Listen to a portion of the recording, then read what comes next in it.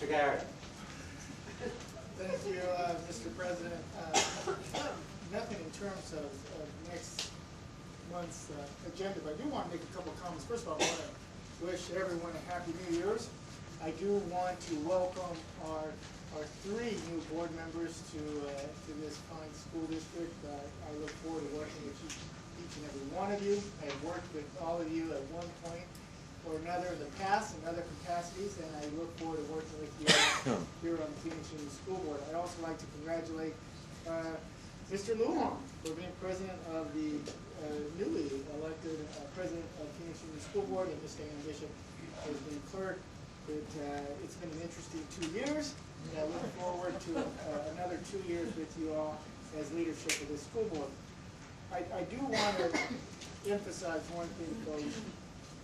Phoenix Union High School Governing Board is united like never before.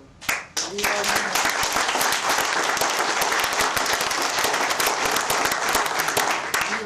are unified. We are unified together to do what is in the best interest of the students of Phoenix Union High School District, and that is our goal. That is our mission for this year and further on out. That is our #1 goal. Folks, when you look at all the issues that face Phoenix Union High School District, there are some issues out there, and I know that this board has the courage to take on those issues. We have done good. This school district has done good in a lot of areas, but we can do better. We can always do better. We've done good, but we can do better, and that is our goal. You start looking at some of those issues that face this school district. You start looking at some of those issues that face not only just employment issues, but those issues facing the school district. Those are issues also that we deal with there at the legislature. This past Monday, Mr. Lujan and myself had the honors of being on the floor of the Arizona House listening to the governor's State of the State. And she brought up a particular issue that really kind of stuck in my mind, even driving home that day after the State of the State. She talked about a particular issue we refer to as the gag rule there at the legislature. And what it does, it prohibits access and kids care from reaching out to school districts in some type of contract, and prohibits teachers from reaching out to parents and informing them that they possibly may be eligible for health care. Their students may be eligible for health care. We're looking at almost 100,000 students statewide. And you stop and think about how many kids in our schools just don't have the type of health care that they should be entitled to or they qualify for. And for us, at least at the legislature, or at least for us at a school board, for not being able to reach out to those parents who have children in our school districts that are eligible for this type of health care is unconscionable.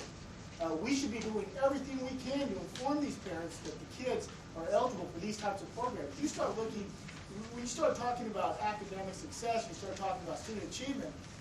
Imagine these kids who have never, for the most part, may have not seen a dentist or have never seen a doctor, and we're expecting them to succeed in the classroom.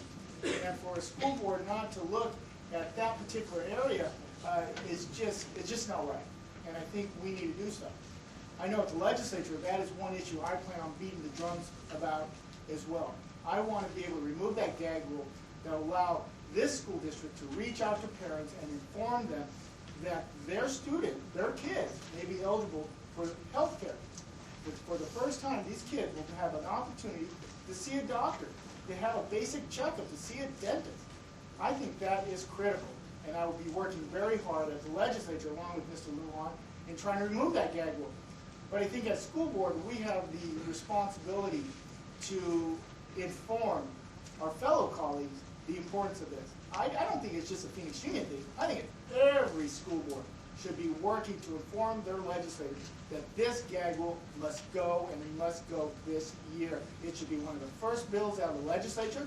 It should be sent to the governor right away, and it should allow school districts to reach out to parents and inform them that their students, their kids, could be eligible for health care. And I think that is a must. So when you start looking at issues dealing with school districts or dealing with kids in our school district, we can't just look at those issues within the classroom. We got to look at those issues outside the classroom. What's keeping these kids from succeeding in the classroom?